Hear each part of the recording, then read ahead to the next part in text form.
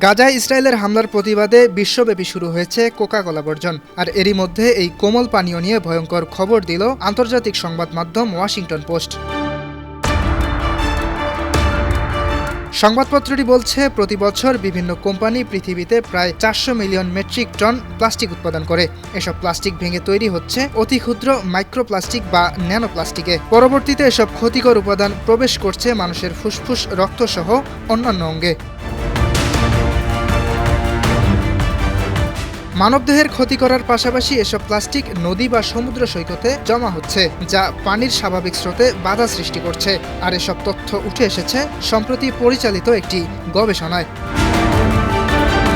গবেষকরা 18 লাখের বেশি প্লাস্টিক বর্জ্য আলাদা করেছেন তাদের গবেষণার জন্য। এতে দেখা যায় 56টি কোম্পানি বিশ্বব্যাপী 50% বেশি প্লাস্টিক দূষণ করে আসছে। এর মধ্যে কোকা-কোলা একাই মোট 11% প্লাস্টিক দূষণের জন্য দায়ী।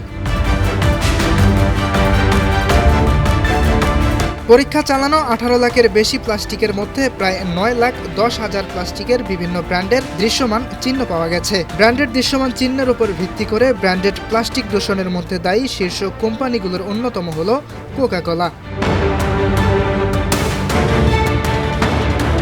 পরিবেশ দূষণের পাশাপাশি কোমল পানীয়তে থাকে প্রচুর পরিমাণে চিনি। এসব দেহে বিরূপ প্রভাব ফেলে। কোমল পানীয় পানের কারণে মোটা হয়ে যাওয়ার আশঙ্কা থাকে, রক্তে শর্করার পরিমাণ বেড়ে যায়, দেখা দেয় ডায়াবেটিক্সের আশঙ্কা। পাশাপাশি এসব পানীয়তে ফসফরিক অ্যাসিড ও কার্বনিক অ্যাসিড থাকে, যা দাঁতের ক্ষতি করে।